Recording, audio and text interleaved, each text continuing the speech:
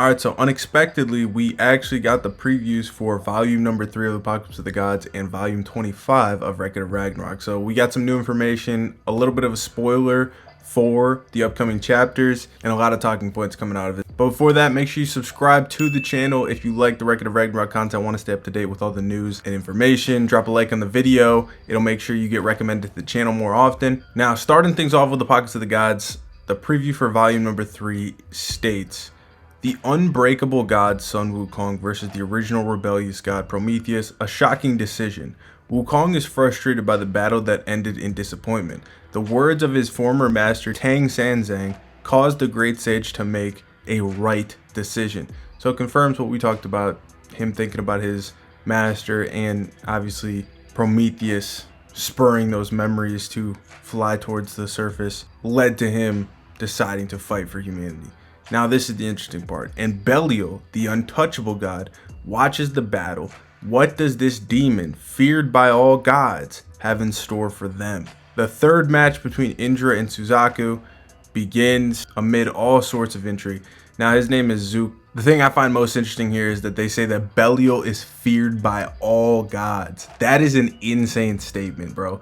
I've been talking about how much it looks like they're building this guy up, and I believe it, man. Him watching Sun Wukong like that, maybe this is our potential final matchup. Belellio versus Sun Wukong, both of them winning their sides of the bracket. Now, of course, if Zeus intervenes, that could throw a wrench in things. But I think that the way they're building this guy up, he's going to be a monster, and whether he wins his side of the bracket or is the hype tool for somebody to win that side of the bracket, his feats are going to be extremely impressive.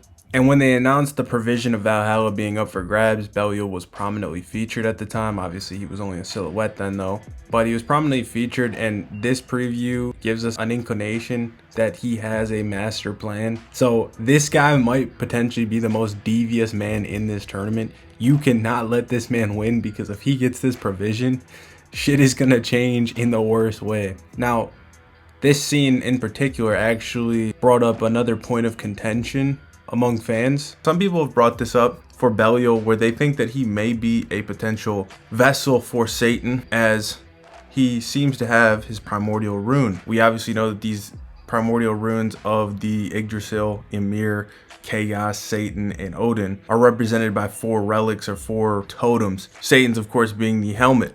Now, the thing about this is that Belellio does have a helmet that somewhat resembles Satan's rune on his waist. There are some differences though. Like, you could see the horns are a bit different, the structure is a bit different. You could maybe chalk that up to just being like different illustrators for Record of Ragnarok and Apocalypse of the Gods, maybe, but I don't think that that's really going to be the case.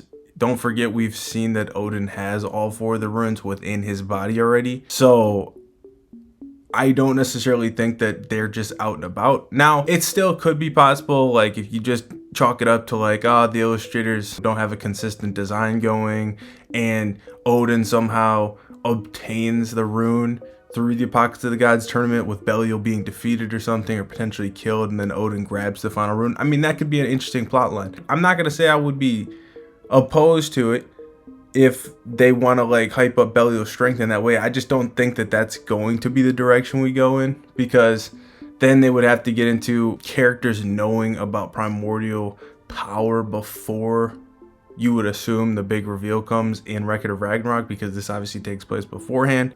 And the way it was framed when Beelzebub and Buddha confronted Odin about it, it was supposed to be this big secret, and Beelzebub had done a ton of studies on this specific topic. So in my opinion, it would make Beelzebub look pretty dumb, because if this guy does have a piece of Satan with him, obviously we know the connection Beelzebub has with Satan already, so that arguably could be even more of a deterrent for this guy to also have it. But it would be like, well, Beelzebub did all this studying, and then there's this guy that was prominently fighting in the Apocalypse tournament that has a connection to Satan, yet he didn't go get answers from him potentially, or confront him about it.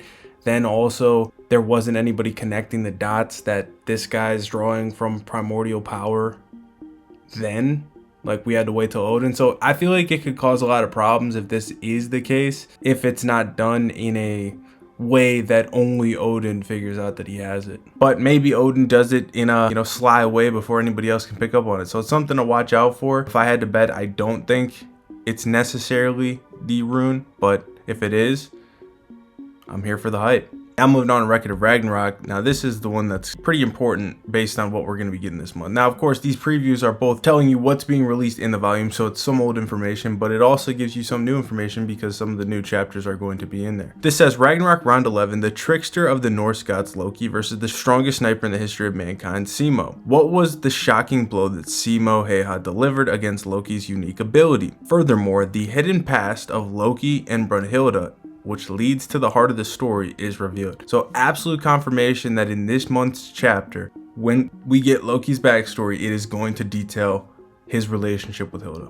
Talked about this in the preview prediction video. Some people said Loki may get multiple backstories. That still could be the case, but it seems that this month we are finally going to see why Loki loves Hilda, and I'm excited for that. This is some of the most important plot in this fight that needs to be revealed. And going forward for Loki's character, I think that this will tell us a lot going forward. Also, the words at the end there saying it ties it into the heart of the story is especially intriguing, because does that mean that Loki is extremely important to the end game, like we've been saying? That's one thing. It also could just be letting us know that Siegfried, who's really important, he could be deemed the heart of the story. Like, I could definitely see Siegfried having a prominent role in this backstory, because obviously Hilda ends up with Siegfried, ends up choosing Siegfried, loving Siegfried. So I could see us getting some scenes where Loki sees them together. He's obviously going to be jealous.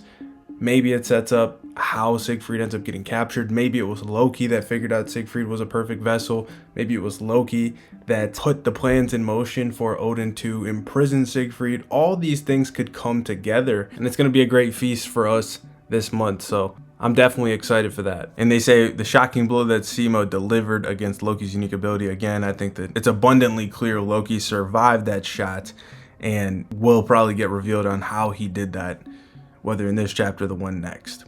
One of the things I find interesting and kind of funny about this Loki Hilda thing is that obviously we've seen that he has a doll of Hilda, right? And now, knowing Loki's abilities, we understand that he can just make clones of whatever he touches. So he doesn't necessarily need a doll. He could actually make a one-to-one clone of Hilda, but he chooses to have the doll. Now it's funny because you could go into the assumption that it might be because he's never touched Hilda, like even like brushing her shoulder or something, which I think would be kind of funny if that is the case, that he's like always been afraid to do it, like always been afraid to just touch her shoulder or something. But I wonder if that's ever mentioned, because it's very clearly a doll, not a clone, that he has within his room. Let me know your predictions for what the hidden past is between Loki and Hilda. Is this something that Loki has made up in his head, made up in his mind, that he's supposed to be with Hilda, or did they have a genuine relationship at some point and subsequently had a falling out?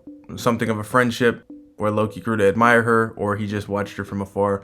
We'll have to find out this month, but I wanted to bring this information to you guys, give you guys a little nugget for both series, and I'll see you guys in the next one. Peace.